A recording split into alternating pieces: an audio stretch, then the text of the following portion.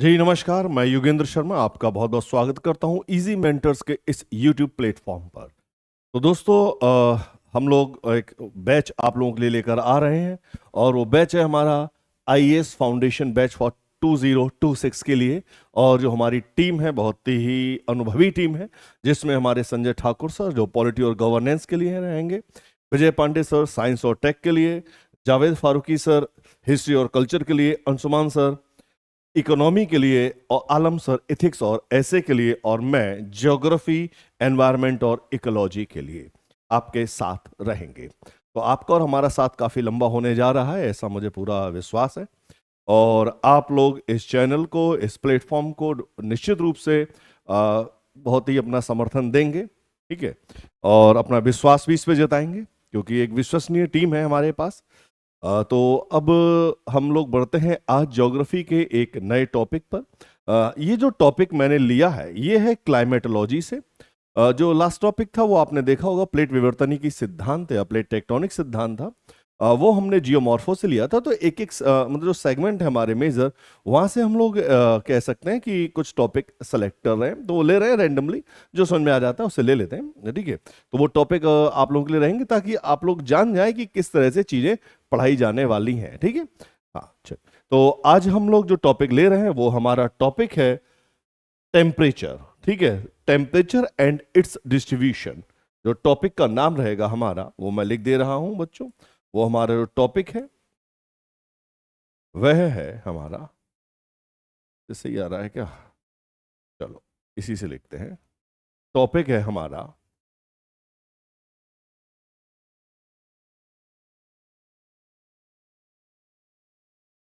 Temperature and it's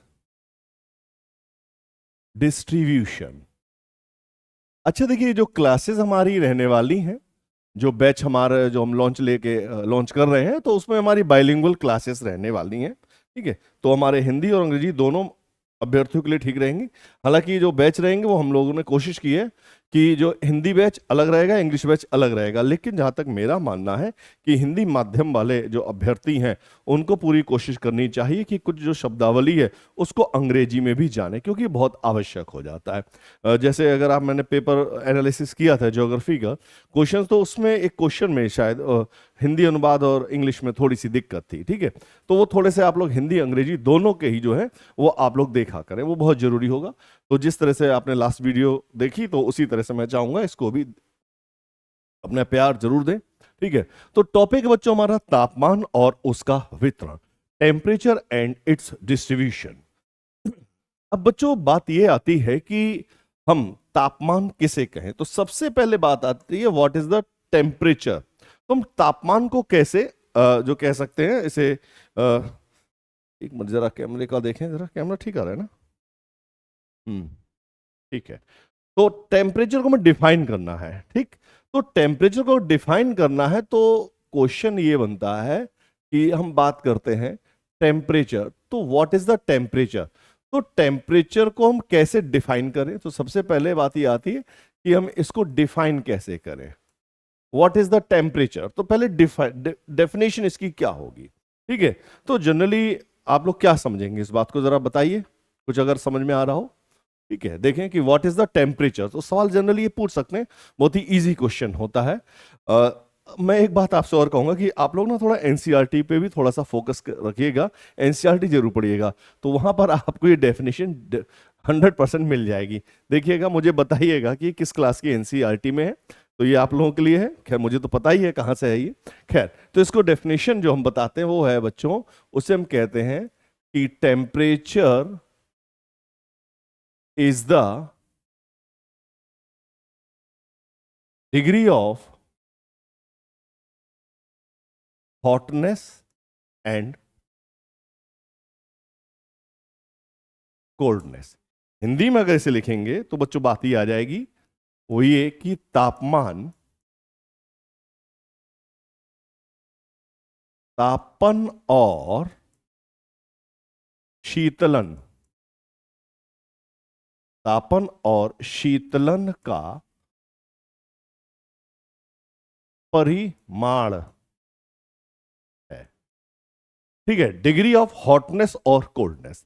तो ये बात हमें ध्यान में रखनी होगी। जैसे फॉर एग्जाम्पल अगर मैं आपसे कहूं कि जैसे ये 5 डिग्री सेल्सियस टेम्परेचर है, फॉर एग्जाम्पल हमने ये ले लिया, तो आप इसे जनरली क्या कहोगे कि ये गर्म है या ठंडा है? तो आमतौर पे अगर आप समझें कहेंगे भाई ये तो ठंडा तापमान हो गया, तापमान बहुत कम होगा। ठीक है, इस समय से गर्म और ठंडे की डेफिनेशन में देखेंगे तो अगर हम बात करते हैं कि ये गर्म है अथवा ठंडा, तो मोस्ट ऑफ द पीपल, जो आप में से जो साधारण जो समझा हुआ हल्का फुल्का नहीं जानने, उसे कहेंगे बोले ये ठंडा हो सकता है, गर्म नहीं होगा। लेकिन हम ये जो कॉन्सेप्ट है ना, इसको थोड़ा सा समझाते हैं। देखिए, हम ठंडा और गर्म हम कुछ भी नहीं कह सकते, बड़ा मुश्किल हो जाता है कि ठंडा या गर्म है। अब ये बात आती है कि रिलेटिवली ये किसके परिप्रेक्ष्य में अगर हम देखते हैं, तो अगर फॉर एग्जाम्पल मैं ये कहूं कि अगर यहां पर तापमान हो -30 डिग्री सेल्सियस, अब इन दोनों में अगर देखा जाए तो कौन गर्म कौन ठंडा, बात समझ आएगी? तो इन दोनों की तुलना में अगर हम देखेंगे तब हम इसको कह देंगे, तब ये हमारा गर्म हो जाएगा और ये तब हमारे जाके 30 डिग्री ठंडा हो जाएगा। फॉर एग्जाम्पल हम एक और ले लेते हैं उदाहरण। अगर हम कहें कि 100 डिग्री सेल्सियस बॉइलिंग पॉइंट है, ये तो आपको लगेगा भाई इसमें तो पानी उबल जाता है, बहुत गर्म होगा, बिल्कुल सही है।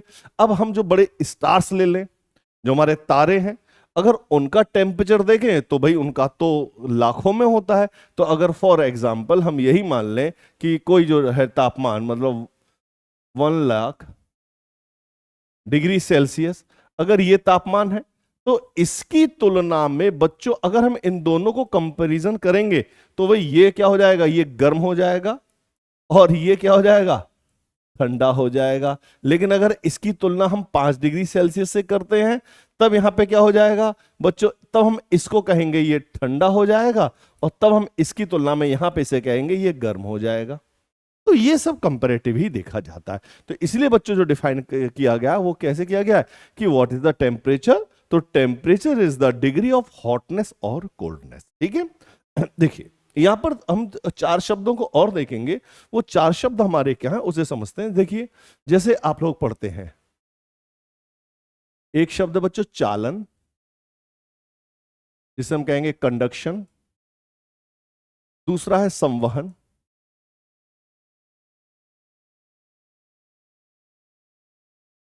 कन्वेक्शन। तीसरा है विकिरण, रेडिएशन। और चौथा है अभिवहन। अभिवहन या हम इसे कहेंगे एडवेक्शन। इनको हम लोग देख लेते हैं। तो ये टेम्परेचर का जो डिस्ट्रीब्यूशन होता है वह इन 4 तरीकों से होता है। जो हम कहेंगे ना भाई तापमान जो कैसे कैसे, अगर हम इसे देख रहे हैं, है ना, इसे देखा जाए जरा। क्या लाइट थोड़ी सी सही नहीं आ रही है क्या? 1 मिनट जरा चेक कर लेते हैं। अब देखिए, अब शायद सही हो। ठीक है, देखिए बात करेंगे हम लोग चालन, संवहन और विकिरण की। ठीक है, अब एक बात देखिए, जब हम बात करते हैं कंडक्शन की या चालन की, यहां पर क्या होता है कि हमने 2 बॉडी ले ली, 2 डिफरेंट बॉडी ले ली हमने, ए और बी। ये ए और बी। अब हम क्या करेंगे, इन दोनों का टेम्परेचर डिफरेंस अलग अलग तापमान होगा। ठीक है, अब हम यहां पर क्या करते हैं, चालन को हमें समझना है। इसे समझना कैसे कि जब 2 वस्तुओं को आपस में संपर्क में लेकर आ गया, मान लो इसका टेम्परेचर 30 डिग्री सेल्सियस है, इसका है 5 डिग्री सेल्सियस। हमने क्या किया, इन दोनों को पास में लाके रख दिया। अब यहां पर क्या होगा कि जो तापमान है उसका प्रवाह इस तरफ होना शुरू हो जाएगा और ये तब तक होता रहेगा जब तक दोनों का तापमान एक जैसा ना हो। ठीक है, तो इसको कहा जाएगा, मतलब तापमान का जो प्रवाह होता है, flow of temperature from warmer to the colder body is called conduction. ठीक है, तो यहां पर देखेंगे कि चालन में क्या हुआ कि तापमान जब दोनों संपर्क में आए तब यहां पे हीट का ट्रांसफर हुआ from the warmer one two the colder. ठीक है, जो गर्म है उससे ठंडी वस्तु की ओर यहां पर क्या होगा, तापमान का चालन हो गया एक तरह से। ठीक है, ट्रांसफर ऑफ हीट हो गया। तो यहां से हीट का जो ट्रांसफर होगा वो इस तरफ की ओर होगा और ये कब होता है, लेकिन इसके लिए क्या होना, इनको कांटेक्ट में लाना पड़ेगा। तो ये कांटेक्ट बहुत जरूरी है। इनका कांटेक्ट में लाना बहुत जरूरी है, संपर्क में लाना बहुत जरूरी है। तो और ये तब तक होता रहेगा टेम्परेचर का ट्रांसफर जब तक ये दोनों समान ना हो जाए। ठीक है, एक बात बताओ, जो चालन हुआ क्या इसमें किसी तरह का मूवमेंट ऑफ मटेरियल है? अगर हम बात करते हैं इसमें मूवमेंट ऑफ मटेरियल है? नहीं है। किसी तरह के पदार्थ का या अणुओं का ट्रांसफर या मूवमेंट नहीं होता है। बस एक हीट से दूसरी तरफ, मतलब एक पार्टिकल से हीट दूसरे पार्टिकल को ही ट्रांसफर कर रहा होता है। जैसे बर्तन बनाते, वो खाना बनाते समय अगर आप कढ़ाई में या कुछ बर्तन वगैरह रख देते हैं तो उसे पकड़ते हैं, या कोई या करछुल वगैरह या उसे चमचा को पकड़ें तो वो गर्म होना शुरू हो जाता है अगर रख देते हैं तो, है ना? ऐसा भी आपने देखा होगा। या एक लौ जला दो, मोमबत्ती, उस पर एक रॉड लगा के रख दो तो वो धीरे धीरे गर्म हो जाएगी और पूरा तापमान होता रहेगा। तो यहाँ पे क्या होगा कि transfer of heat from one particle to the another particle, तो एक पार्टिकल से दूसरे पार्टिकल की ओर हीट का ट्रांसफर हो, जिसे हमने कहा कंडक्शन। ठीक है, अब बात करते हैं हम लोग संवहन की। देखिए जैसे संवहन का मतलब यहां पर होगा, इसे भी समझ लें, जो संवहन है हमारा, यहां पर बेसिकली क्या होता है, ये जो होगा हमारे, ये ठोस में ना हो कि ये गैसियस मीडियम और ये लिक्विड में होगा। पहले तो इसे समझें, चालन जो है वो गैसियस और लिक्विड में नहीं होगा। चालन जो होगा वो जनरली किस में होगा, वो सॉलिड में होता है। इस बात को समझें, ठीक है। अब हम बात करते हैं गैसियस और लिक्विड में क्या होगा। यहां पर बेसिकली जब गैस और लिक्विड है तो इसके जो मॉलिक्यूल से जो अणु हैं वो क्या करेंगे, खुद एक जगह से दूसरी जगह मूव करते हैं। मतलब यहां पर क्या होता है, अगर देखा जाए तो एक तरह से मूवमेंट ऑफ मटेरियल कह सकते हैं या मूवमेंट ऑफ मैटर कहा जाएगा। जैसे इसका उदाहरण अगर हम देखें तो आप लोगों ने कभी एक काम करना, गुनगुना पानी करना, गर्म पानी पीने के लिए रखना ग्लास में, थोड़ी देर रख देना, ठीक है। तब आप देखेंगे कि ऊपर जो ग्लास का पानी होगा वो आपको गर्म महसूस होगा, और जैसे सिप करके पीते चले आएंगे नीचे ठंडा पानी महसूस होगा। क्यों? क्योंकि जो वार्मर वाटर है वो हल्का होके ऊपरी सतह पे आ गया। ठीक, तो एक चीज और याद, फार्मूला दे दे रहा हूं, चाहे वो देखो हवा हो, पानी हो, पत्थर हो, इंसान गर्म होके फैलता है और हल्का हो जाता है, ऊपर चलने लगता है। बस ऐसे समझ लो, ठीक है। तो यहां पे क्या होगा कि गर्म जल जो है या गर्म जो भी होगा वो पदार्थ क्या होगा, वो ऊपरी सतह पे आना शुरू हो जाएगा। तो यहां पे क्या हुआ, मूवमेंट ऑफ मटेरियल। तो सेम यही कंडीशन हमने देखी थी कि जब हम लोग संवहन धाराएं, जैसे कहते हैं ना कि मतलब जब प्लेट टेक्टोनिक थ्योरी मैंने आपको बताया था, आगे और विस्तार में हम लोग पढ़ेंगे क्लासेस में, तो वहां पे मैंने क्या बताया था कि movement of magma in the form of convection current. तो यहां पे क्या होगा, अच्छा एक एग्जांपल और देख लो। आपने क्या किया, एक बकेट ली, है ना, उस बकेट में इमर्सन रॉड डाल के आपने क्या किया, इस पानी को गर्म करना शुरू कर दिया। ठीक, तो आप देखते हो कि जो सर्दियों में ऐसे किया आपने, ठीक है, अगर गीजर है तो अच्छी बात है, नहीं तो ऐसा करके भी देख सकते हैं। तो आप देखोगे जैसे इमर्सन रॉड आपने डाल दी है पानी में, डुबो रखी है यहां तक, ठीक है, तो ये क्या होगा कि जैसे मान लो थोड़ा देखा आपने, हाथ में डाल के देखना गर्म, लेकिन स्विच निकालने के बाद में, स्विच ऑफ करो, प्लग निकालने के बाद में गर्म हाथ डालना, देखेगा हाँ भाई गर्म हो गया, नहाने लायक हो गया। आपने चले गए, धोखा हो जाएगा, क्यों, नीचे ठंडा पानी आपको मिलेगा। तो ये सिचुएशन होती। तो यहां पर क्या हुआ कि जब भी हम इसे गर्म करते हैं तो वार्म वाटर ऊपर की ओर मूव कर जाता है, जो वार्म वाटर होगा, और कोल्ड वाटर नीचे की ओर आना शुरू हो जाता है। सेम ऐसा ही होता है कि जब संवहन धाराएं या पिघला हुआ मैग्मा क्या होगा, इस तरह से ये एक साइकिल सी बन जाया करती है, ठीक है, ये आप देखेंगे, ये कन्वेक्शनल सेल बन जाती हैं, संवहनीय कोशिकाएं जो हैं वो बन जाया करती हैं, ठीक है। ये कुछ और नहीं है, ये मूवमेंट ऑफ मटेरियल है। ये आपको बताया था क्या, असेंडिंग लिम्ब, आरोही भुजा, और ये डिसेंडिंग लिम्ब, अवरोही भुजा, ठीक है, ये आरोही और ये अवरोही भुजा। तो यहां पे का वो मूवमेंट ऑफ मैग्मा, मैग्मा का संचलन हो रहा है in the form of convectional current. इसी तरह से आप देखेंगे जब धरातल गर्म हो, फॉर एग्जांपल इसे समझ लें, अगर ये सरफेस हमारी गर्म है, ये कैसी है बच्चों, वार्म सरफेस है या हॉट सरफेस कह सकते हैं, हॉट सरफेस। अब यहां पे क्या होगा कि इसके कांटेक्ट में जो भी एयर आएगी वो क्या होगी, गर्म होके ऊपर की ओर मूव करना शुरू कर देगी। ये हवा, गर्म हवा जो है ये ऊपर की ओर उठना शुरू होगी, वार्म एयर, और ऊपर जाके धीरे धीरे क्या होगी, ये ठंडा होना शुरू हो जाएगी, और ठंडे होके यहाँ पे क्या होगा, क्लाउड का फॉर्मेशन होना शुरू हो जाता है। तो ये तो हुई हमारी कैसी बच्चों, ये हुई हमारी वार्म एयर, ये वार्म एयर। तो एयर गर्मों के ऊपर की ओर उठी in the form of convectional current, और बच्चों उसके बाद में क्या होगा कि यही हवा नीचे की ओर आना शुरू हो जाएगी। ये कैसी होगी बच्चों, कोल्ड एयर, ये कोल्ड एयर। ठंडी हवा भारी होके नीचे की ओर बैठेगी, ठीक है। तो ये वार्म, तो यहां पे एक कन्वेक्शनल फॉर्मेशन हो गया, यहां पे हवाएं, गर्म हवाएं कन्वेक्शन करंट की फॉर्म में ऊपर की ओर उठ रही है और ठंडी हवा नीचे की ओर आ रही है। तो यहां भी कन्वेक्शनल फ्लो हो गया संवहन के रूप में। और जब क्या होगा, जब हवाएं काफी ऊंचाई पे पहुंच, आगे हम लोग पढ़ेंगे कि हवाएं ऊपर की ओर पहुंचती हैं तो भाई क्लाउड का फॉर्मेशन हो, क्यों, हवाएं ठंडी होके इनमें जो मौजूद जलवाष्प होगी उसका संघनन होना शुरू हो जाएगा, और क्या हो जाना शुरू हो जाएगा, रेनफॉल। तो इसी तरह की जो वर्षा होती है उसको आप लोग क्या नाम देते हो, संवहनीय वर्षा या कन्वेक्शनल रेनफॉल। तो इसके कुछ उदाहरण रहे, ठीक है। अब हम बात करेंगे अपने रेडिएशन की, इसे समझ लो। रेडिएशन में अगर हम देखते हैं बच्चों, जरा समझें, रेडिएशन में क्या होता है कि यहां पे जो टेम्परेचर का ट्रांसफर होता है वो इलेक्ट्रोमैग्नेटिक वेव के फॉर्म में होता है, विद्युत चुंबकीय तरंगों के रूप में विकिरण जो हुआ करता है। अगर मतलब यहां पे जो transfer of heat in the form of electromagnetic waves हम ये कह सकते हैं, या इलेक्ट्रोमैग्नेटिक रेडिएशन कह सकते हैं बेसिकली, ठीक है। तो जैसे अगर हम देखें जो हमारी सोलर रेडिएशन है, उसका उदाहरण देखें हम लोग। सोलर रेडिएशन, जो सूर्य ताप हमारे पास आ रहा है वो किस फॉर्म में आ रहा है, इसी फॉर्म में आ रहा है, इलेक्ट्रोमैग्नेटिक वेव में। तो यहां पर क्या होता है कि यहां पर मीडियम की आवश्यकता नहीं होती। देखो यहां पर मीडियम चाहिए लेकिन मूवमेंट ऑफ मटेरियल नहीं है, यहां भी मीडियम चाहिए बट यहां पर मूवमेंट ऑफ मटेरियल है, यहां मीडियम रिक्वायर्ड नहीं है। मतलब इस केस में मीडियम नॉट रिक्वायर्ड, पर जिस सरफेस पे पड़ेंगे उसको ये गर्म कर देंगे, जहां जिस सतह पे पड़े, ठीक है। अब अगर स्पेस से सीधे चले आ रही है सूर्य की किरणें, तो क्या स्पेस को गर्म कर रही है, नहीं, जिस सतह पे पड़ते हैं उसको ये गर्म करना शुरू कर दे। तो ये हमारा बच्चों क्या कहलाएगा, विकिरण होगा। यहां पे एक चीज और समझ लें यहीं पर, कि जितना ज्यादा टेम्परेचर, मतलब higher the temperature lesser the wavelength, एक ये फॉर्मूला याद कर लीजिए, आगे काम आएगा, ठीक है। मोर टेम्परेचर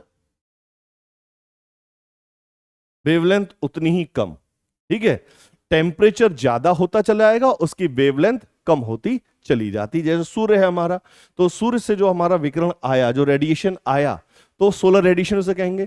तो वो टेम्परेचर बहुत ज्यादा है सन का, जो सन का टेम्परेचर ज्यादा है तो उससे जो वेव आ रही है उसकी वेवलेंथ बहुत कम होगी। अब वेवलेंथ कैसे, अब ये कहो चलो इसे ही बता देते हैं। वेवलेंथ मान लो ये तरंग चल रही है, ठीक है, तो दो क्रेस्ट के बीच की दूरी और दो ट्रो के बीच की दूरी, इसी को हम लोग वेवलेंथ कहते हैं, ठीक है। तो अगर ये डिस्टेंस कम हो जाएगी तब हम इसे क्या कहेंगे, तब इसे कहा जाता है वेवलेंथ, ठीक है। तो ये वेवलेंथ होगी। अगर वेवलेंथ कम है तो ये लैम्डा, ये दूरी कम है तो हम कहेंगे कम वेवलेंथ है। और अगर यही दूरी ज्यादा हो जाए, मान लो ये इस तरह से हो, ये दूरी बढ़ जाए, ठीक है, हो सकता है कि आयाम कम रहे या दूरी बढ़ा दो, ऐसे कर दो, है ना, ये इस तरह से, तो यहां पे दूरी ज्यादा हो जाएगी, ठीक। अब बच्चों नेक्स्ट आता है, नेक्स्ट और हमारा लास्ट बट नॉट लीस्ट, जिसे हम कहेंगे एडवेक्शन या अभिवहन। देखिए अभिवहन का मतलब क्या होता है कि मूवमेंट या transfer of temperature by the horizontal movement of wind.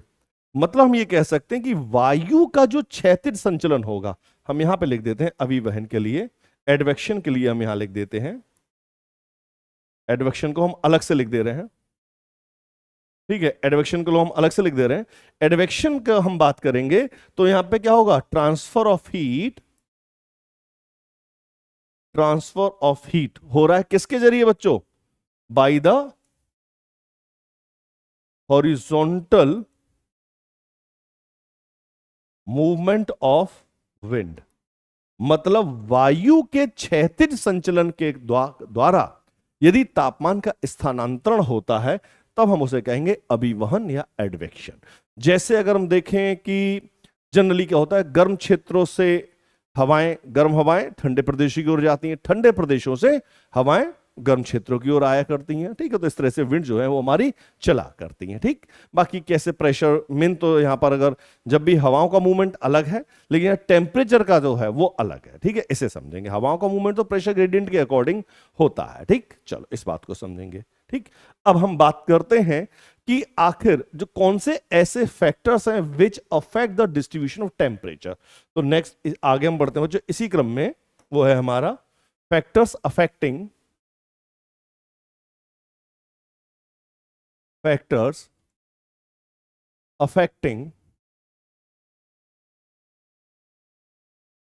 Distribution of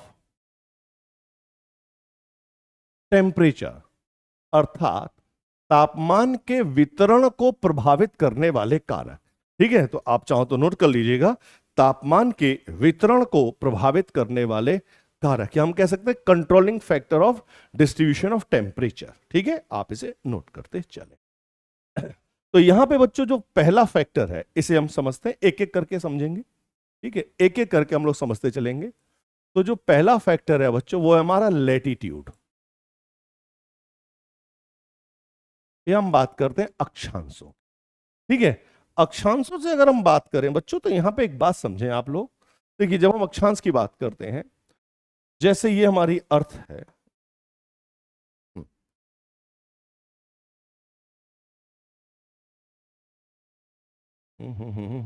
एक मिनट,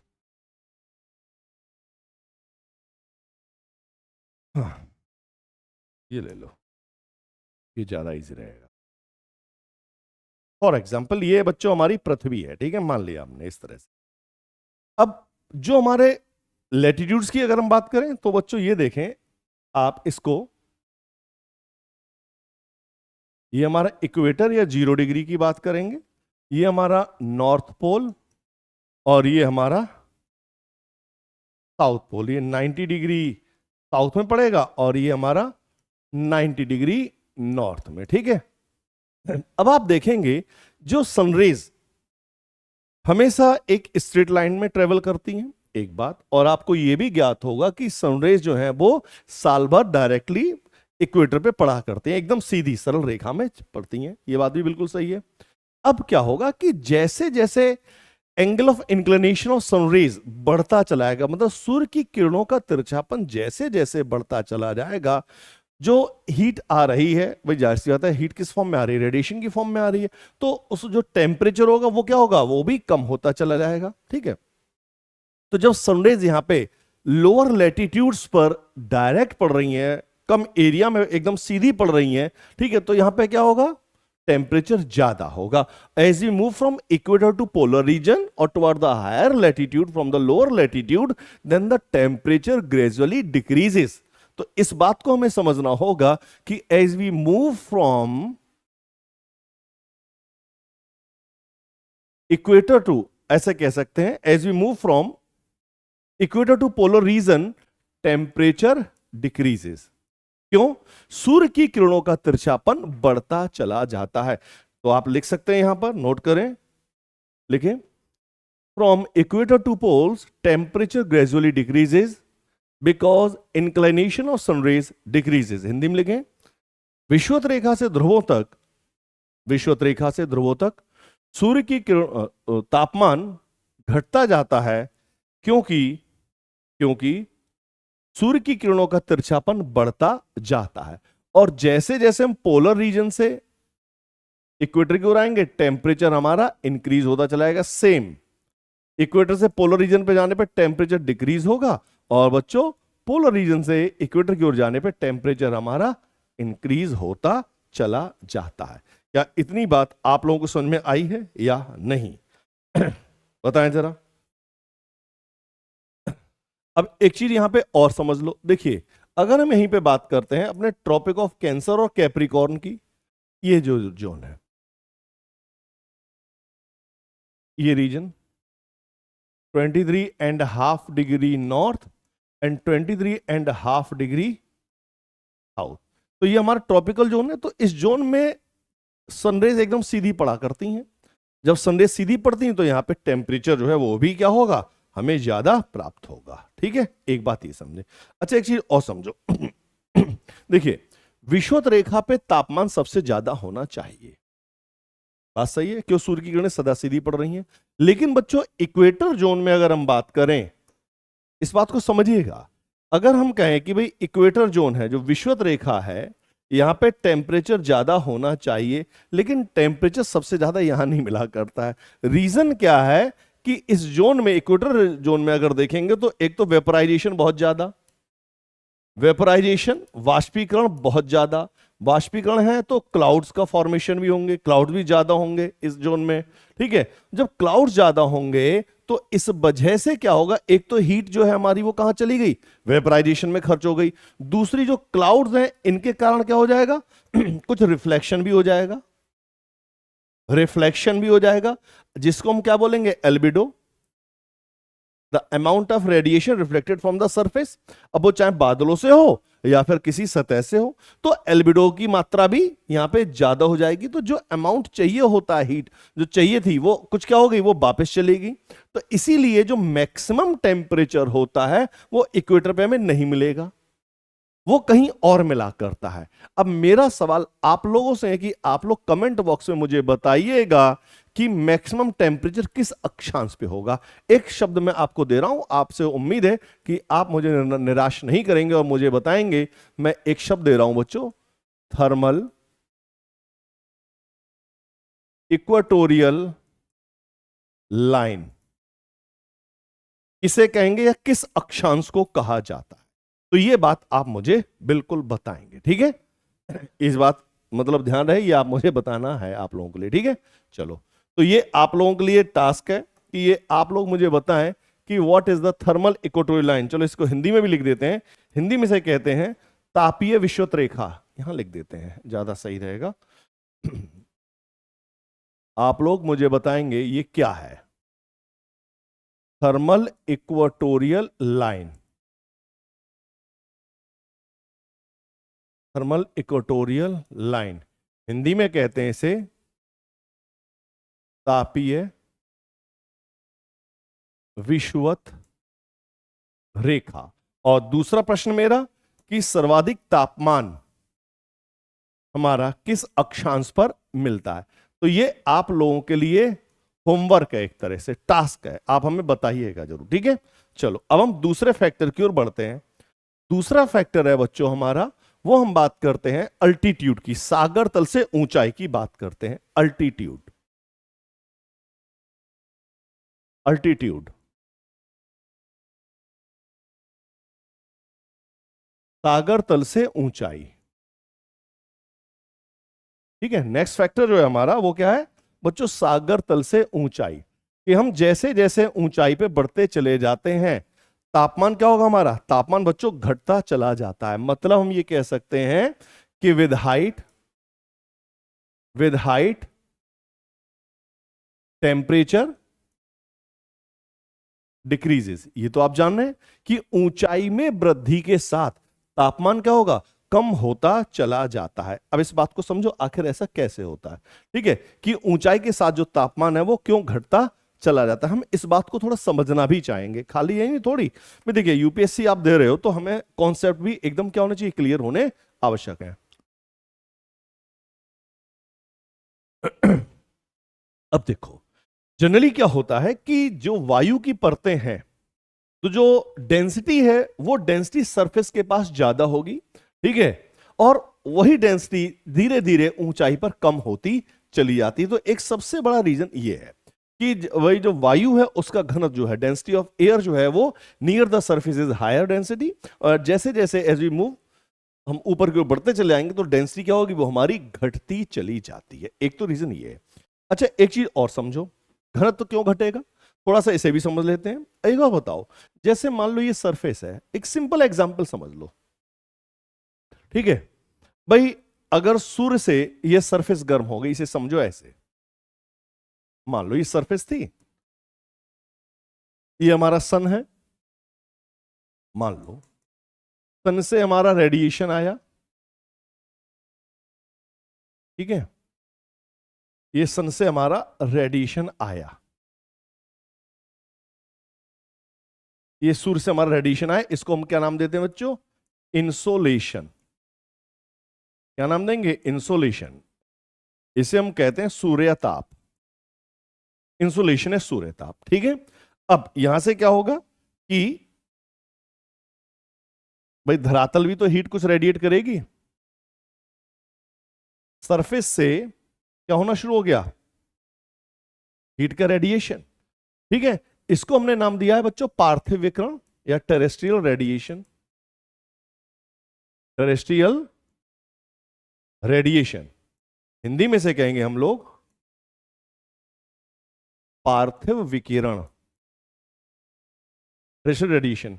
ये याद रखना बच्चों, ये हमेशा लॉन्ग वेव रेडिएशन होता है, याद रखना इसको। और बच्चों ये क्या होगा हमारा? Short wave radiation. जितना ज्यादा टेम्परेचर, वेवलेंथ उतनी कम, शॉर्ट वेव रेडिएशन, ठीक है। ये लघु तरंग विकिरण और ये दीर्घ तरंग विकिरण के रूप में, ठीक। एक बात समझे, तो ये तो हो रहा है। अब इस बात को समझो, एक तरीका बताते हैं। मान लो कि एक कोई सरफेस, एक बर्तन ले लो या तवा, जैसे कभी किचन में गए हो, तवा ले लिया हमने, खूब गर्म कर दिया, ठीक है। बर्नर पे रख के गैस का बर्नर जला दिया और हमने इसे गर्म कर दिया, तो ये सतह खूब गर्म हो जाएगी हमारी। जब ये सतह गर्म होगी, अब आप इस बात को समझना बहुत ध्यान से कि जैसे ही हमने हाथ इस सतह के पास में रखा, गैस बंद कर देना, ऐसे हाथ रखा, तो आप देखोगे कि यहां पर तापमान, हीट ज्यादा महसूस होगी। अब हम क्या करें? इस हाइट को बढ़ाते जा रहे हैं, कुछ कम, कुछ कम, और कम, और कम, और कम। आप फील करेंगे कि जो हीट यहां पे आपको फील हो रही थी, वो ऊंचाई बढ़ने के साथ कम होती चली जाएगी। मतलब हम ये भी तो कह सकते हैं, the effect of terrestrial radiation decreases with increase in height. तो जो पार्थिव विकिरण का प्रभाव है वह सतह के समीप ज्यादा है, और ऊंचाई बढ़ने के साथ साथ पार्थिव विकिरण भी क्या हो रहा है? उसका प्रभाव कम होता चला जाता है। एक बात यूं, अच्छा पार्थिव विकिरण कम क्यों हो रहा है इसे समझो, कि जो लोअर लेयर होगी, जो हमारी लोअर या एटमॉस्फेयर जैसे हम कह सकते हैं, लोअर लेयर ऑफ एटमॉस्फेयर, अगर हम इसमें देखेंगे तो हमारे यहां पे डस्ट भी खूब ज्यादा होगी नियर द सरफेस, ठीक है। डस्ट पार्टिकल बहुत ज्यादा होंगे, हमारे वेपर्स बहुत ज्यादा होंगी, ठीक है, इंप्योरिटीज बहुत ज्यादा होंगी। तो ये सब क्या करेंगी? इस हीट को, जो टेरेस्ट्रियल रेडिएशन है, उसको एब्जॉर्ब भी तो करेंगी। तो जब इस हीट को एब्जॉर्ब कर लेंगी, तो जो टेरेस्ट्रियल रेडिएशन है उसका इफेक्ट जो होगा वो नियर द सरफेस ज्यादा होगा। तो as we increase in height या with increase in height the temperature decreases. तो ऊंचाई में वृद्धि के साथ तापमान जो है वो हमारा क्या होता चला जाता है बच्चों? वो हमारा तापमान घटता चला जाता है। पॉइंट क्लियर है? ठीक है। नेक्स्ट फैक्टर है हमारा नंबर 3, इसकी बात कर लेते हैं। नंबर 3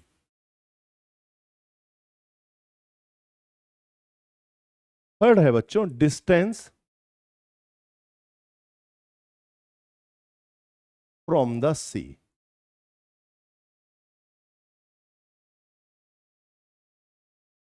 सागर तट से दूरी, इसको समझते हैं हम लोग। सागर तट से दूरी का क्या प्रभाव पड़ेगा, ठीक है, इसको समझे आप।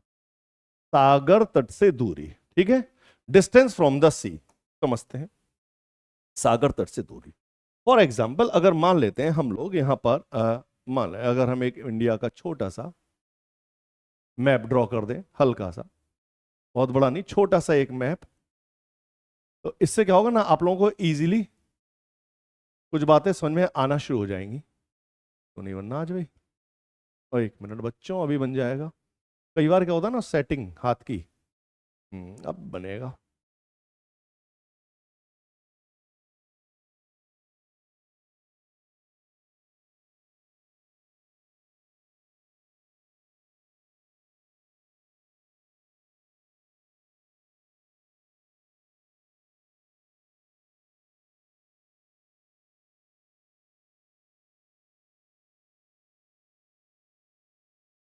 चलो भाई, तो ये हमारा इंडिया का मैप, एक छोटा सा मैप हमने ड्रॉ कर दिया है।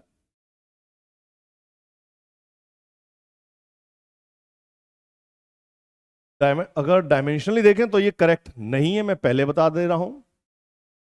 बस ये है कि हाँ, समझने के लिए आप लोगों के लिए काफी है कि हाँ भाई ये मैप है इंडिया का। ऐसा लगेगा कि अगर देखें तो कर्क रेखा ऐसे जाएगी, ठीक है। मान लो ये हमारा भारत का नक्शा है, ठीक है।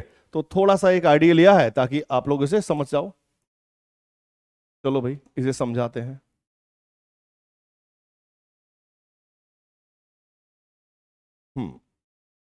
को समझने के लिए हमें क्या चाहिए,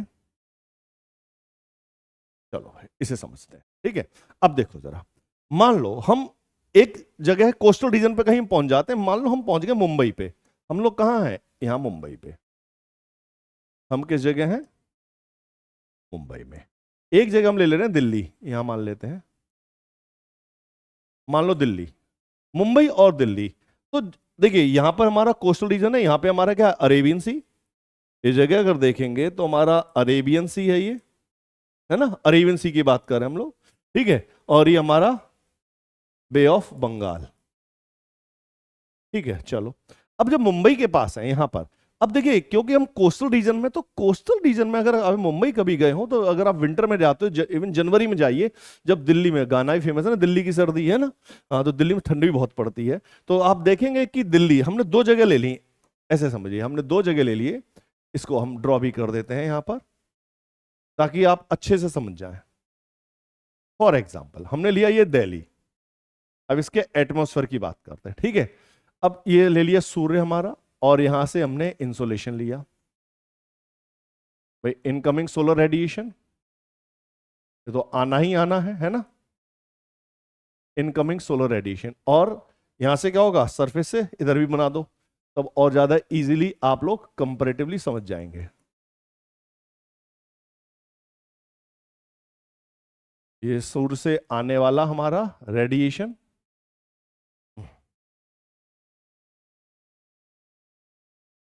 जिसे हम कहते हैं इंसोलेशन, ठीक है। अब धरातल से जाने वाला बच्चों क्या नाम है इसका, अगर याद है तो,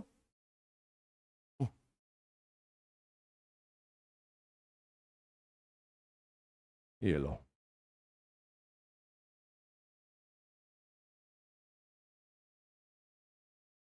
ये टेरेस्ट्रियल रेडिएशन, ठीक है।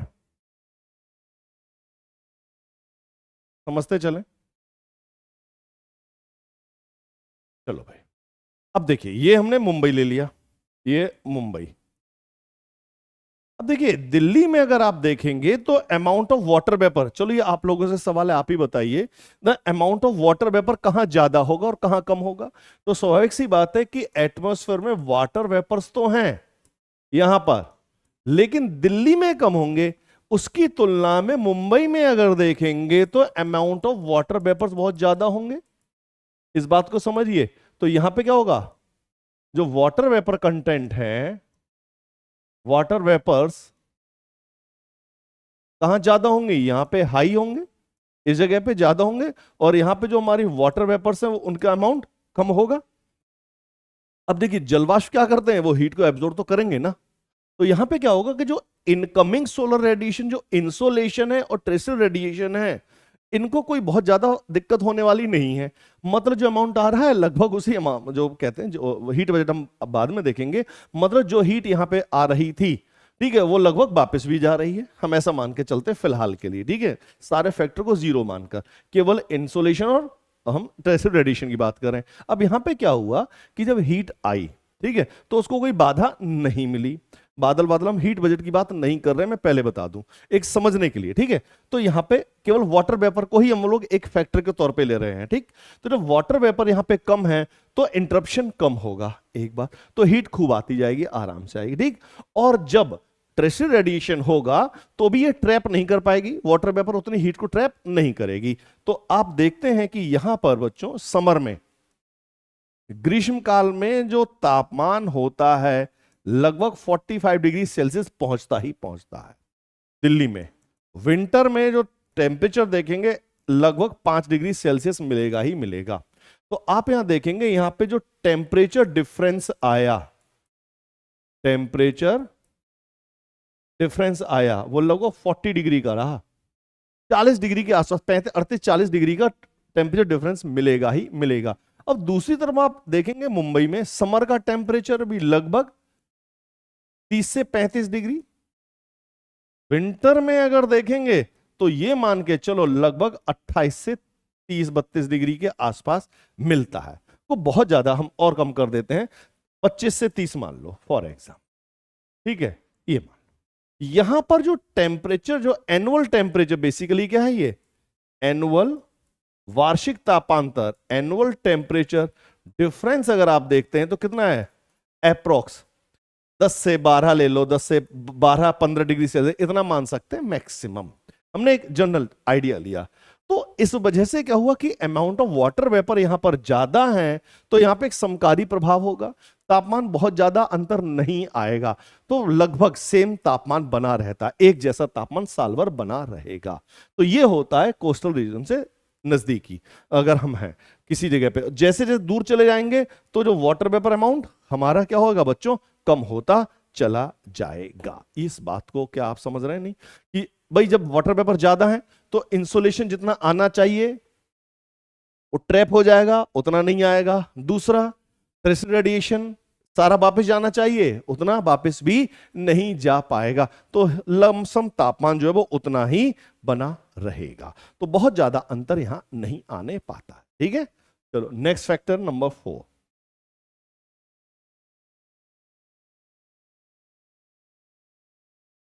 ये हमारा nature of land and water. इसे समझ लेते हैं, स्थल और जल का स्वभाव। स्थल और जल का स्वभाव, nature of land and water, इसे समझते हैं। देखिए, नेचर ऑफ लैंड और वाटर की एक बात समझ लीजिएगा कि लैंड पार्ट बिकम वार्मर और colder faster as compare to the water body. ठीक है, इस बात को समझिए कि स्थल भाग जो है, मैं लिख भी दे रहा हूं कि स्थल भाग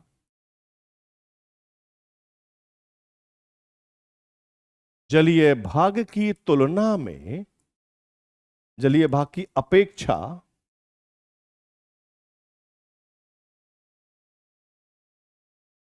शीघ्रता से गर्म व शीघ्रता से ठंडा होता है। यह बात दिमाग में बैठा लो। ठीक है, तो लैंड पार्ट जल्दी गर्म भी होगा और जल्दी ठंडा भी हो जाया करता है as compare to water bodies. इसके रीजन है, इसे समझते हैं। देखो कैसे, कुछ पॉइंट के फॉर्म में समझते हैं। ठीक है, इसका रीजन आखिर ऐसा, बेसिकली तो यही चीज समझनी थी। क्यों ऐसा समझे, जैसे मान लो ये हमारा लैंड पार्ट और ये हमारा ओशियन, समझते हैं, ये हमारा ओशियन। ठीक है, चलो ये हमारा स्थल भाग, चलो पेड़ बना देते हैं ताकि आप समझ जाओ कि ये स्थल पार्ट है। ठीक है, तो ये हमारा बच्चों रहा लैंड और ये रहा हमारा ओशियन या वाटर, या सी कर दो, लैंड और सी। चलो भाई, अब आप देखेंगे जो सनरेज हैं, फॉर एग्जांपल ये हमारा सूर्य है भाई, इससे तो हमारा रेडिएशन आ ही रहा है ना सब जगह। ये हमारा क्या, ये हमारा इंसुलेशन, सोलर रेडिएशन आ ही रहा है ना, जो सोलर रेडिएशन है वो जा रहा है। अब आप खुद देखेंगे कि पानी में अगर हम देखते हैं तो लगभग ये 200 मीटर डेप्थ तक पहुंच जाती हैं सनरेज। एक बात, कितने, 200 मीटर तक पहुंच गई। दूसरा, लैंड पार्ट में क्या ये पेनिट्रेट कर पाएंगी बहुत ज्यादा, नहीं। तो जनरली क्या होता है कि लैंड पार्ट का लगभग 1 से 2 मीटर, 5 मीटर तक मैक्सिमम मान लो गर्म कर पाती हैं। लेकिन यहां पे से कितना गर्म करना है, लगभग 200 मीटर। तो यहां पे इतनी थिकनेस और यहां पे 200 मीटर की थिकनेस के मैटर को से गर्म करना है। मतलब यहां से 200 मीटर को गर्म करना है, या मुश्किल से 1 मीटर, 2 मीटर, 5 मीटर, 10 मीटर, इतने एरिया को गर्म करना है उतने ही टाइम पे। ठीक है, सी सरफेस तो खुली हुई है। तो अब आप देखेंगे यहां पे इस पतले भाग को इसे गर्म करना है तो कौन गर्म हो जाएगा। एक काम करना, किचन में दोनों गैस के बर्नर ऑन कर देना, एक पे एक तवा रख देना और एक बड़ा सा बर्तन लेना, उसमें पानी भर के रख देना। देख लेना 2-2 मिनट जला के कौन तेजी से गर्म हो रहा है, कौन धीमे गर्म हो रहा है, पता चल जाएगा। तो जो लैंड पार्ट है वो जल्दी गर्म भी होता है, जल्दी ठंडा भी होता है। एक तो रीजन यहां पर आप लोगों को समझने में ये आ रहा होगा, ठीक है, एक बात। दूसरा, इस बात को समझो, फॉर एग्जाम्पल तरीका बताता हूं। मान लो मैंने बच्चों कैंडल जो है वो उसे जला रखा है, ठीक है। अब मैंने अपना हाथ यहां रखा, ठीक, इसे समझिएगा। ये हाथ मैंने यहां पे रखा हुआ, ये कैंडल जल रही है और मैंने अपना हाथ यहां रखा है, ठीक है। तो धीरे धीरे क्या होगा, मेरा हाथ गर्म हो जाएगा, मुझे अपना हाथ हटाना पड़ जाएगा। Point clear. अब दूसरा केस ले लो, हमने क्या किया, अपने हाथ को ऐसे रखा, अब धीरे धीरे ये हमारी लौ जल रही है, हमने क्या किया, ये हाथ ऐसे ऐसे करना शुरू कर दिया। तो क्या हमारा हाथ पहले केस की तुलना के बराबर, मतलब उसी के हिसाब से लगो उतना गर्म हो पाएगा? नहीं हो पाएगा। क्यों? ये हमारा हाथ कंटिन्यूअस मूव कर रहा है, और अगर स्टेशनरी रहता तो गर्म होता। सेम यही सिचुएशन होती है कि यहां पे क्या होगा भाई, अगर हम ओशियन की बात करते हैं, ओशियन की, अगर हम ओशन की बात करें, सी की बात करें, तो यहां पे क्या होंगे हमारे वेव्स, टाइड्स, ठीक है। तो क्या हो रहा है, ये तरंगों के रूप में क्या हो, जल एक जगह से दूसरी जगह मूव करता जा रहा है। तो जो मूवेबल है और वो इमूवेबल पार्ट है, तो भाई सनरेज सीधी कहां पड़, मतलब सनरेज जो पड़ पाएंगे उसका इफेक्ट कहां ज्यादा होगा, जो इमूवेबल बॉडी है, इमूवेबल पार्ट पर ही तो होगा। तो इस कारण से क्या होगा कि लैंड पार्ट जो है वो हमारा जल्दी गर्म भी हो जाता है, ठीक है। अब ठंडा होना है तो क्या होगा, इसको हीट निकालनी है, तो भाई 200 मीटर से हीट को रेडिएट करना पड़ेगा, और यहां पतली परत से, तो लैंड पार्ट जल्दी ठंडी भी हो जाया करती है, ठीक है, एक बात। अब एक चीज और समझते हैं, नेक्स्ट यहीं पे एक शब्द बच्चों, स्पेसिफिक हीट। स्पेसिफिक हीट, इसे कहते हैं विशिष्ट ऊष्मा। बच्चों जहां भी कहीं विशिष्ट आ जाए ना, स्पेसिफिक, स्पेसिफिक का मतलब हम लोग क्या कर देते हैं, बस वेट से कर दीजिएगा, मास, यहां पे मास आ जाएगा, यहां मास का फैक्टर आ जाएगा, बस इतना याद रखना है। अब यहां पे क्या होगा कि मान लीजिए जनरली विशिष्ट ऊष्मा को हम लोग परिभाषित करते हैं कि यदि हमें 1 ग्राम मैटर है, कोई 1 ग्राम मैटर है, उसके टेम्परेचर को 1 डिग्री सेंटीग्रेड हमें राइज करना है, इसके तापमान को 1 ग्राम, 1 ग्राम किसी पदार्थ को हमने लिया, उसके तापमान को जो भी XYZ टेम्परेचर है, मान लो 23 डिग्री है, 23.5 डिग्री है, इतना है, हमें उसको लेके जाना है 24.5 डिग्री सेल्सियस तक, तो हमें 1 डिग्री सेल्सियस बढ़ाना पड़ेगा। तो the heat required to raise the temperature of 1 gram of substance और matter is called specific heat.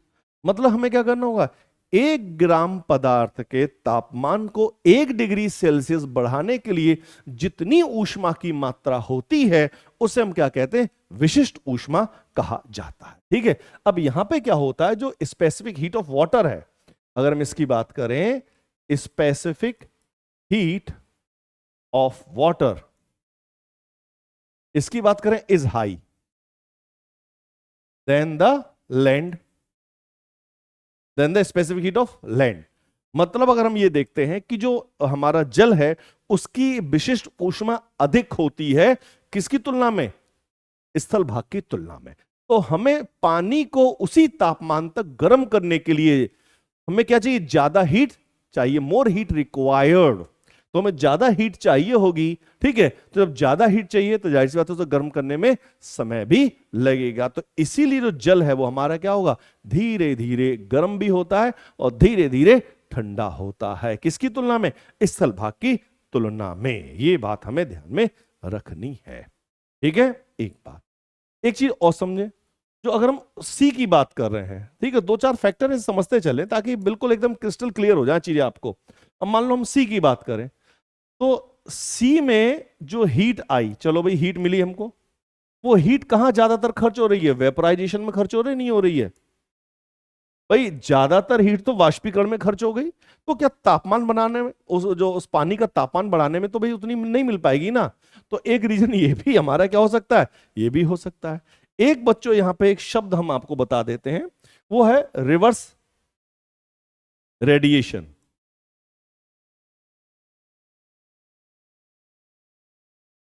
Reverse radiation, एक ये भी समझ ले भाई, रिवर्स रेडिएशन देखिए, भाई रिवर्स रेडिएशन जो है इसे समझते हैं। देखिए रिवर्स रेडिएशन या इसे कहते हैं प्रतिलोम विकिरण, समझ लीजिएगा। ये कुछ शब्द हैं बच्चों, प्रतिलोम विकिरण। अब भाई एटमॉस्फेयर की बात करो, ठीक है, सागर में अगर आप देखेंगे तो बादल ज्यादातर छाए रहते हैं, स्थल भाग पे हमेशा बादल नहीं रहते। एक बात तो ये समझो। अब प्रतिलोम विकिरण क्या है, रिवर्स रेडिएशन, हम किसकी बात कर रहे हैं? जनरली क्या होता है, जैसे क्लाउड है हमारी, क्लाउड की बात करें, या हम बात करें डस्ट पार्टिकल की बात करते हैं, या वाटर वेपर कंटेंट की बात करते हैं, तो उसके कारण क्या होगा, जो हीट होती है वो कुछ ट्रैप कर ली जाती है, और वो हीट क्या होती है, बाउंड होके बंद होके रह जाती है स्थल के समीप। मतलब वो क्या होगा, कुछ हिस्सा यहां पे जैसे जैसे जो हीट आई वो वापस धरातल की ओर आना शुरू हो जाती है, जो डस्ट पार्टिकल के कारण, वाटर वेपर कंटेंट के कारण हमारे, ठीक है। तो जब ये बादल है तो इस वजह से क्या होगा, वो हीट हमें वापस धरातल पे मिल गई। तो ये जो प्रोसेस होगा, जो ये रिवर्स रेडिएशन जो है या प्रतिलोम विकिरण है, वो ओशियन पे ज्यादा होगा। ये कहां पे होगा, सी पे ज्यादा है, और लैंड पर कम है, ठीक। तो इसीलिए स्थल भाग जल्दी गर्म और जलीय भाग धीरे धीरे गर्म होता है, ठीक है। तो ये बात रट लीजिएगा, ये बहुत इंपॉर्टेंट है। मतलब ये हर जगह काम आने वाली बात है कि स्थल भाग शीघ्रता से गर्म होता है और शीघ्रता से ठंडा भी होता है, ठीक है। तो चौथा फैक्टर, पांचवा फैक्टर इसे हम पढ़ते हैं। पांचवा फैक्टर है हमारा नेचर ऑफ स्लोप। इसे भी समझ लें।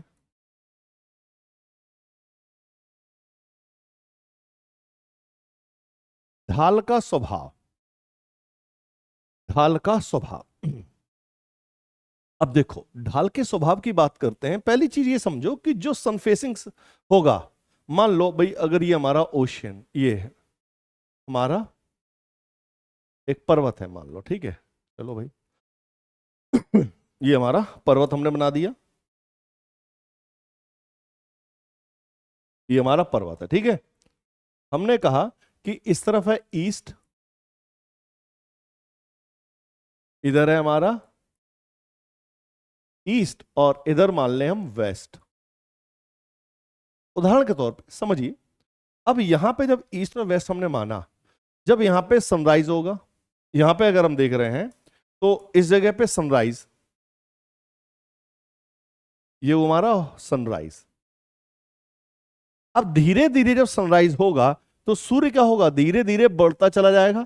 तो सबसे पहले सनरेज पड़ना शुरू हो गई यहां पे, और जैसे जैसे ये ऊंचाई तक जाएगा यहां पे सनरेज खूब पड़ेंगी अच्छी तरह से। मतलब जो सन फेसिंग जोन होगा वहां पे हीट ज्यादा होगी, तो इस जगह पे टेम्परेचर ज्यादा होगा और यहां पे टेम्परेचर कम होगा। क्यों? सन के अपोजिट साइड में है, सिंपल सी बात है। तो जो ढाल जो सूर्य की तरफ होता है वहां पे तापमान ज्यादा मिलेगा। एक काम करना, पहाड़ों पे जाके देखिएगा, कभी नैनीताल वगैरह जाएंगे तो एक तरफ के पहाड़ पे वेजिटेशन बहुत ज्यादा है, जहां तापमान थोड़ा कम है, और जहां सनरेज सीधी पड़ रही तापमान बहुत ज्यादा है, वहां वेजिटेशन भी कम होगा। क्यों? सीड जर्मिनेशन के लिए जो एप्रोप्रिएट हीट है वो नहीं मिल पाती, और ज्यादा मिल जाती है तो सीड का जर्मिनेशन नहीं। आप देखना ये बात, ठीक है। चलो नेक्स्ट, एक नेक्स्ट है हमारा 6, nature of surface.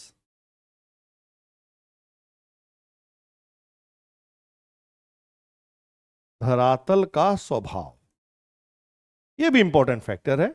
Nature of surface की अगर हम बात करते हैं, धरातल का स्वभाव, ठीक है। ये बच्चों कुछ फैक्टर्स हैं, ये बेसिक चीजें हैं, ये हर जगह काम आएंगी। नेचर का सरफेस, मान लो फॉर एग्जाम्पल अगर हम ये कहें, चलो ऐसे समझो कि एक सरफेस जो बहुत ही स्मूथ है, एकदम चिकना सरफेस है, और एक रफ है। मतलब हम कहें एक सरफेस स्मूथ है, एक स्मूथ सरफेस और एक रफ सरफेस। स्मूथ सरफेस और रफ सरफेस। तो बच्चों जो स्मूथ सरफेस होगी वहां पे जब सनरेज सीधी पड़ रही है तो उसका रिफ्लेक्शन ज्यादा होगा, तो more amount of reflection of heat और रेडिएशन जो होगा वो ज्यादा होगा, तो यहां पे रिफ्लेक्शन जो होगा, परावर्तन यहां पे ज्यादा होगा, रफ सरफेस से कम होगा। हाँ या ना, बताओ जरा भाई। अगर सरफेस चिकनी है, आपने खुद महसूस किया होगा, एक काम करना, अपने घर पे कहीं जाके देखना या कहीं रोड पे किनारे खड़े होना, एक जब बिल्कुल मई जून में जब धूप देखो, एकदम रोड पे धूप पड़ रही हो और एक तरफ सादा जगह पे या जहां पे घास वगैरह हो, ठीक है, इस तरह से आप देखें, या एक जगह अपने घर पे ही कहीं देख लेना, या जहाँ पे एकदम प्लास्टर एकदम चिकना हो, दीवालों पे एकदम अच्छे से फर्श वगैरह कर रखा हो, और एक साधारण फर्श हो, उस पे देखना, तो आप देखेंगे अगर जितनी ज्यादा स्मूदर सरफेस होगी उससे हीट मतलब जो रेडिएशन है वो रिफ्लेक्ट ज्यादा होगा, तो वहां से परावर्तन अधिक होगा जो चिकनी सतह है। तो जब परावर्तन ज्यादा हो गया तो वो क्या उस सरफेस को उतना गर्म कर पाएगा? नहीं गर्म कर पाएगा। और सेम ऐसे ही जो रफ सरफेस वो क्या करेगी, उस हीट को एब्जॉर्ब करेगी। यहां पर क्या होगा, absorption of heat, absorption of heat ज्यादा होगा, तो इसीलिए यहां पे टेम्परेचर भी ज्यादा होगा as compare to the smoother surface. मतलब जो भी हमारी रफ सरफेस है वो वहां पे क्या होगा, तापमान, जो भी हमारी खुरदरी सतह है वहां पे तापमान ज्यादा होगा, और जो स्मूदर सरफेस होगी वहां पे हमारा तापमान कम होता है। ठीक है, यहां पे एक शब्द आता है जिसे हम कहते हैं एल्बिडो। एल्बिडो मतलब amount of solar radiation reflected from the surface is called albedo. धरातल से परावर्तित होने वाले सौर विकिरण की मात्रा एल्बिडो कही जाती है। सबसे ज्यादा एल्बिडो की अगर हम बात करते हैं तो वो किसकी है? चलो ये आप लोगों का सवाल है, मैक्सिमम एल्बिडो किसकी है बताइएगा कमेंट बॉक्स में। मैक्सिमम एल्बिडो किसकी है बताइएगा। ठीक है, ऑप्शन दे रहा हूं, चलो ऑप्शन दे रहा हूं। फॉरेस्ट,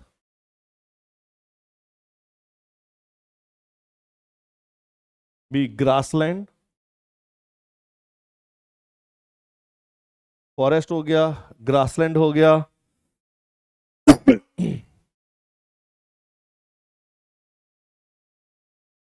ग्लेशियर हो गया,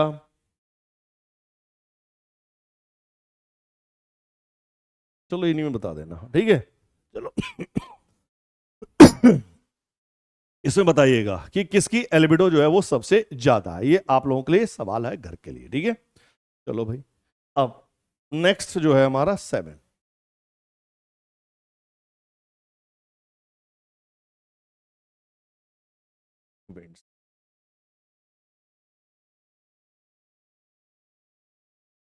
कुछ हमारी पवने हैं, प्रिवेलिंग विंड्स, प्रचलित पवने। ठीक है, तो भाई अगर हम इस टॉपिक को आगे जब पढ़ेंगे तो आप लोग खुद देखेंगे, पढ़ेंगे हम लोग, जहां पर हम लोग पूर्वी हवाएं, पछुआ हवाएं या ध्रुवीय पवनों को देखा करते हैं। उसके बाद कुछ हमारी स्थानीय पवनें भी चला करती हैं, जैसे फौन है, चिनूक है, लू है, मिस्ट्रल है, बोरा है, कई सारी हैं, तो ये आप लोग पढ़ेंगे आगे। ठीक है, तो मान लो कि जो हमारी प्रिवेलिंग विंड्स हैं, हम यहाँ पे फिर से अर्थ को लेते हैं। अब आप देखो भाई, प्रिवेलिंग विंड्स की अगर हम बात कर रहे हैं तो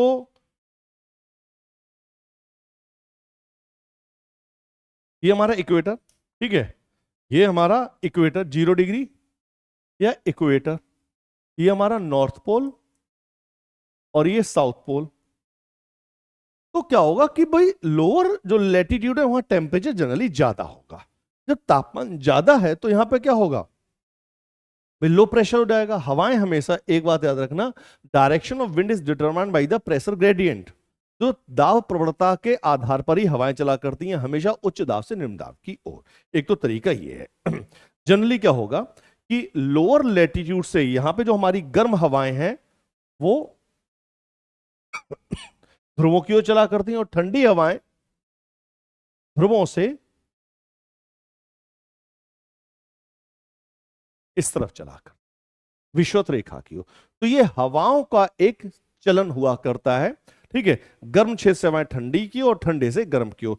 तो ये हवाएं भी तापमान के वितरण का काम किया करती हैं। गर्म हवाएं ठंडी तरफ जाएंगी, तापमान कुछ बढ़ा देंगी, ठंडी हवाएं आएंगी तो तापमान यहां का कम कर देंगी। ऐसा होता है। जो ध्रुवीय ठंडी हवाएं आप देख रहे हैं कि इस समय बीच में आप देखें सर्दियों में अगर देखें तो जो यूएस वगैरह में तापमान बहुत कम होता चला जाता, तो ध्रुवीय पवनें काफी आगे तक खिसक आती हैं। खैर, अब आप देखें कि पर्वतों में घाटी समीर ये भी चला करते हैं, ठीक है। तो जो ऊपरी भाग में जो हवाएं चलती हैं, नीचे ढलान पे आ गई पर्वतों से, तो वो क्या करेंगी, जैसे आप यहां देखते हैं फॉर एग्जाम्पल, यहां हम देखें इस जगह पे, ठीक है, मान लो ये है, ठीक, इसे समझते हैं। अब यहां पे क्या होगा कि वे टेरेस्ट्रियल रेडिएशन, पार्थिव विकिरण से तापमान कम होगा, तो जो ठंडी हवाएं, भाई इसके संपर्क में जो हवा आएगी ठंडी होगी, तो ठंडी हवा धीरे धीरे नीचे की ओर चलना शुरू हो जाएगी। तो ठंडी हवा नीचे की ओर चलेगी तो क्या होगा, इस जगह का तापमान, घाटियों का तापमान कम होता चला जाएगा। दूसरी तरफ हवाएं कुछ इस तरफ भी निकल जाएंगी, तो ऊपर चोटी का तापमान कुछ तुलना में ज्यादा होगा। इसलिए आप देखते हैं जितने भी होटल्स हैं, मोटल्स हैं, या गांव वगैरह जो पहाड़ों पे होते हैं या टूरिस्ट प्लेस होते हैं, वो कभी घाटियों में नहीं होते हैं, जनरली कहां होते हैं, इन ढलानों पर बीच में। ये एक रीजन हुआ करता है, ठीक है। अब लास्ट फैक्टर जिसकी हम बात करेंगे वो फैक्टर है हमारा ओशनिक करंट्स। जो लास्ट फैक्टर है हमारा वो है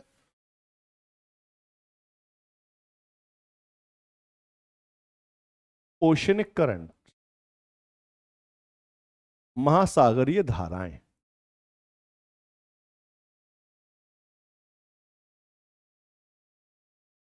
महासागरीय धाराएं, तो अब जो महासागरीय धाराएं हैं वो किस तरह से इफेक्ट करती हैं, इसे भी हमें समझना होगा। महासागरीय धाराएं, देखिए सामान्य तौर पे अगर हम देखते हैं यहां पर इन जनरल क्या होता है, सामान्य तौर पे आप इसे समझें, जैसे मान लो ये हमारा विषुवत रेखा, इक्वेटर, ये हमारे रहे नॉर्थ पोल, और ये रहा हमारा साउथ पोल, ठीक है। अब जो सागरीय धाराएं होती हैं, विषुवत रेखा से ध्रुवों की ओर चलने वाली धाराएं, याद रखना ये गर्म धारा होगी, ये हमारी वार्म करंट होगी, ठीक है। और पोलर रीजन से इक्वेटर की ओर चलने वाली हमारी कैसी धाराएं होंगी, ये कोल्ड करंट होगी। पोलर रीजन से यहां पे चलने वाली ये हमारी ठंडी धारा हो। इन जनरल ये एक ट्रेंड है। अब इसको कुछ उदाहरण के तौर पे हम देख लेते हैं, जैसे मान लेते हैं हम अफ्रीका का हिस्सा ले लेते हैं, चलो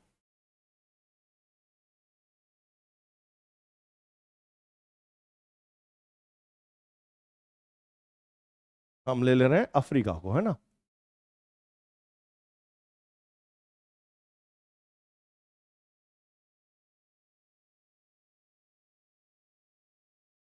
ये ले लिया, ये हमारा अफ्रीका रहा, ठीक।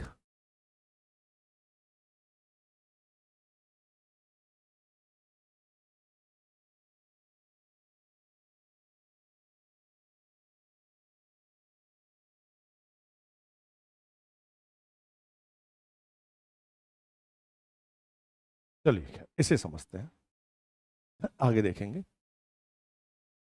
अफ्रीका, यहां पे कुछ हम ओशनिक करंट की, चलो थोड़ा यूरोप भी ले ही लेते हैं, है ना, यूरोप भी ले ही लेते हैं।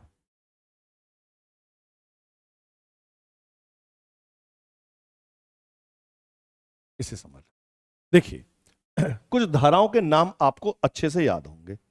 जैसे मान लीजिए ये एक धारा, यहां पे एक आइलैंड है, नाम है कैनेरी आइलैंड, तो ये जो धारा है बच्चों, ये हमारी कैनेरी करंट है।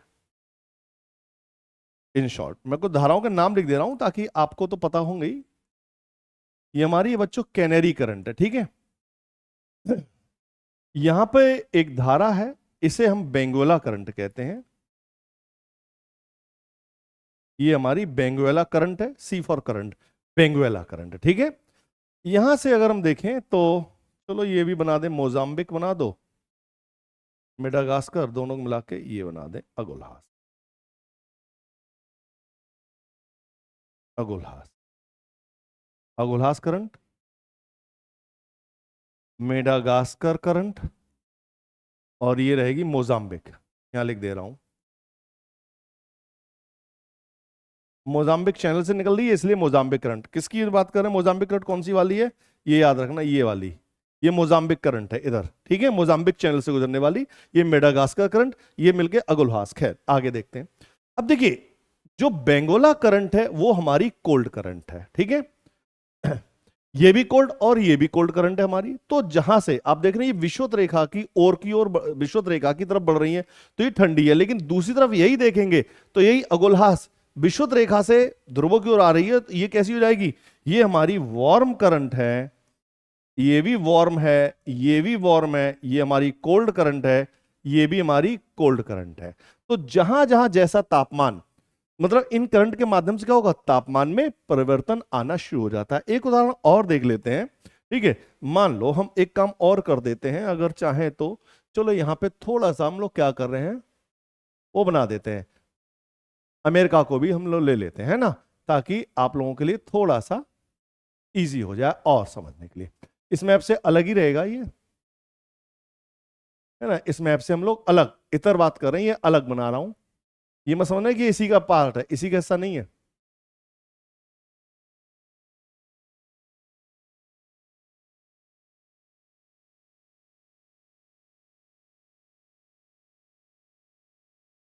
ये वर्ल्ड मैप नहीं बना रहा हूं मैं, ये बस शॉर्ट में बताने की कोशिश कर रहा हूं कहां पे क्या है, ठीक है। अब देखिए यहीं पर आप देखेंगे, इस जगह पे अगर देखते हैं तो यहां पे कौन सी धारा है बच्चों? यहां पे ये वाली है हमारी गल्फ स्ट्रीम।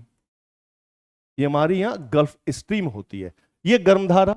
तो ये क्या करेगी? आसपास का जो अमेरिका का जो पश्चिमी पूर्वी भाग है, यहां का तापमान बढ़ा देती है, ठीक है। ये यहां का तापमान कुछ कम कर देती है। ये सारी चीजें हमें यही देखनी है। अगर हम यहां पे देखें, इस जगह देखें, तो आप देखेंगे यहां पे ये जो एक धारा है, ये हमारी लोब है, इसे हम कैलिफोर्निया, ये लोअर कैलिफोर्निया है, तो ये करंट हो जाएगी हमारी कैलिफोर्नियन करंट। ये यहां का इस क्षेत्र का तापमान कम कर देती है। एक उदाहरण और ले लेते हैं अगर आपको समझना है तो। मान लो हमने ये ले लिया यहां पे, मतलब कौन सी धारा कहां पे किस तरह से क्या कर रही है, अपना प्रभाव दिखा रही है। इसे ऐसे बनाओ, एक मिनट, ये तोड़ के बना रहा हूं, ये मत समझना कि एक साथ नहीं बनेगा, लेकिन मैं आपको तोड़ के समझाने के लिए मैं इस तरह से बता रहा हूं, ठीक है, ताकि आप लोग चीजों को बेहतर तरीके से समझ सकें, ठीक है। कोई भी हिस्सा देखें यहां पे, ठीक। अब आप देखेंगे यहां पे जो धारा बह रही है, फॉर एग्जांपल हम इसको ले लेते हैं, यहां से एक धारा ये आएगी, ये धारा ब्राजील धारा है, इसे कहेंगे हम ब्राजील करंट। ये जो करंट है बच्चों, ये कैसी करंट है? याद रखना, ये हमारी वार्म है। यहीं से एक करंट जाती है, उसको हम कहते हैं फॉकलैंड करंट, ये कोल्ड करंट हो जाती है, ठीक है। ये सारी चीजें आप लोगों के द्वारा पड़ी हुई होंगी। ये धारा यहां पे, इसी को आप क्या नाम देते हैं? पेरू और हम्बोल्ट, पेरू और हम्बोल्ट करंट। ये कैसी है? ये कोल्ड करंट, क्लियर है। तो इस तरह से हम सारी धाराओं को पढ़ते हैं, ठीक है। आगे जब डिटेल में जाएंगे तो हम लोग वहां पर देखेंगे। तो धाराएं जो है वो क्या कर रही हैं? टेम्परेचर के डिस्ट्रीब्यूशन का काम कर रही हैं। ये जो धारा थी गल्फ स्ट्रीम, ये हमारी कैसी है? वार्म है। कैलिफोर्नियन करंट कोल्ड है। कई सारी और धाराएं खूब पढ़ेंगे हम लोग आगे जाके, ठीक है। यहां पे अगर देखेंगे इस जगह, यहां पे हमारी धारा है एंटीलीज करंट, एंटीलीज करंट, ठीक है। ये कैसी है? ये वार्म है, ये हमारी वार्म है, गर्म धारा है। तो जैसे जैसे आप देखेंगे जहां जहां जैसी धाराएं होती हैं वहां पे क्या होगा? उसी हिसाब से मौसम होना शुरू हो जाता। हम लोग उधर भी बना सकते थे, हर जगह अलग अलग, ठीक है। ऑस्ट्रेलिया में भी देखेंगे, ऑस्ट्रेलिया का जो अगर देखा जाए यहां बना के इधर, ठीक है। तो वो सारी बातें डिटेल में बाद में करेंगे। पूर्वी ऑस्ट्रेलिया करंट, पश्चिमी ऑस्ट्रेलिया करंट, ठीक है, गर्म है ठंडी है, वो सारी बातें जब हम ओशन करंट वाला टॉपिक आएगा उसमें कुछ हम लोग बात करेंगे, ठीक है। तो एक ये जो टॉपिक था, ये क्या था हमारा आज का जो टॉपिक था, कि जो टेम्परेचर है उसके वितरण को कौन कौन से फैक्टर्स हैं वो प्रभावित करते हैं। ये सारी चीजें आप लोगों ने देखी होंगी, ठीक है। आप कोई भी उठा के देख लीजिए, 8 फैक्टर्स में देखें, ठीक है, फास्ट रिवीजन के तौर पे आप देख सकते हैं कि कौन से। ठीक है, अक्षांश, ठीक है, जहां पे, अच्छा याद रखना, ये मुझे आप लोग बताएंगे कि थर्मल इक्वेटोरियल लाइन किस लैटिट्यूड को कहा जाता है, ये आप लोगों के लिए सवाल है, याद रखेंगे। एल्बिडो मैंने यहां भी बता दिया, what is the albedo, the amount of radiation या सोलर रेडिएशन और heat reflected from the surface is called albedo, ये हमें याद रखनी है यहां पर, ठीक है। दूसरा अल्टीट्यूड, हमने बताया सागर तल से ऊंचाई, जैसे जैसे हम ऊंचाई बढ़ जाएंगे तापमान घटता जाएगा, क्यों, टेरेस्ट्रियल रेडिएशन का इफेक्ट सबसे ज्यादा कहां है, वो में यहां सरफेस के नजदीकी तो देखने को मिल रहा है, ये याद रखिएगा। लोअर लेयर ऑफ एटमॉस्फेयर में जो निचली परत है नियर द सरफेस, वहां पे डस्ट है, वेपर्स है, इंप्योरिटीज है, ये इसको क्या करते हैं, हीट को और ट्रैप कर लेते हैं, तो यहां तापमान इस वजह से ज्यादा रहेगा, ठीक है। दूसरा देखें आप लोग यहां पर, जैसे जैसे हम सागर से दूर होते जाते हैं तापमान का वेरिएशन ज्यादा आएगा। दिल्ली में आप देखो वेरिएशन लगभग 40 डिग्री के आसपास अप्रोक्स लिया है, और अगर हम जो कोस्टल रीजन है वहां पे टेम्परेचर डिफरेंस बहुत ज्यादा नहीं होने पाता है, ठीक है। रीजन आप जानते हैं, मोर वाटर वेपर कंटेंट, तो समकारी प्रभाव रहता है, ठीक है, एक प्लीजेंट मौसम रहेगा। Nature of land and water, ये बहुत इंपॉर्टेंट है, मोस्ट इंपॉर्टेंट अगर मैं कहूंगा वो जो ये सबसे ज्यादा इंपॉर्टेंट है, इसको तो आप लोगों को रट लेना है, मतलब क्यों, कैसे भी हो, अगर कुछ समझ में नहीं आया तो रट लो कि भैया ये स्थल भाग जो जलीय भाग की अपेक्षा शीघ्रता से गर्म भी होगा, ठंडा भी होता है, ठीक है। एक तो इतना मोटी परत को गर्म करना, काफी गहराई तक जाना, दूसरा स्टैटिक, ये स्टैटिक है, ये मूवेबल पार्ट है, ठीक है, तो गर्म भाई ओशन उतनी जल्दी नहीं हो पाता है, ये आपको याद रखना है, ठीक है। वेव्स और टाइड्स यहाँ पे चला करते। दूसरे स्पेसिफिक हीट की बात करते हैं, वो भी मैंने आपको बता दिया, स्पेसिफिक हीट भाई पानी की ज्यादा है, ठीक है, लैंड की कम है। दूसरा रिवर्स रेडिएशन का भी इफेक्ट रहता है, जो कहां पर ज्यादा है, सी पे ज्यादा है, क्यों, वहां पे क्लाउड्स बहुत ज्यादा है, वेपराइजेशन बहुत ज्यादा है, इस वजह से, ठीक। नेक्स्ट है हमारा नेचर ऑफ स्लोप, भाई जो सन फेसिंग जोन होगा वहां पे टेम्परेचर ज्यादा होगा, जो दूसरी साइड में टेम्परेचर कम, सिंपल सा। धरातल का स्वभाव smoother the surface, more reflection और मोर एल्बिडो, यहां पे याद रखना स्मूदर द सरफेस लिख दे रहा हूं, स्मूदर द सरफेस,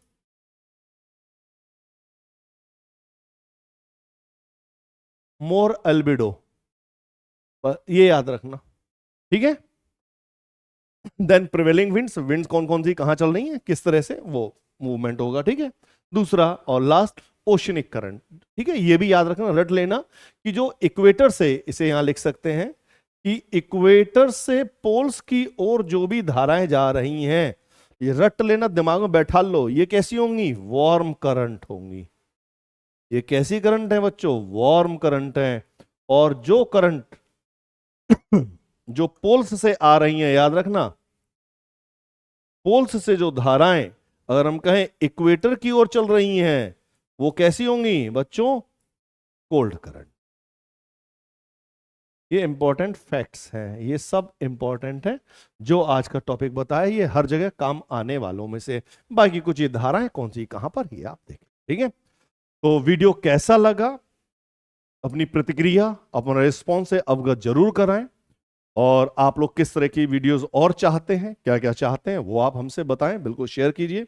और जो इजी मेंटर्स यूट्यूब चैनल है, इसको आप लोग अपने परिचितों तक, मित्रों तक, जो भी यूपीएससी की तैयारी कर रहे हैं, सिविल सेवा, राज्य स्तर की सिविल सेवाओं की अगर भी तैयारी कर रहे हैं, वहां तक आप इसे जरूर पहुंचाएं, ठीक है।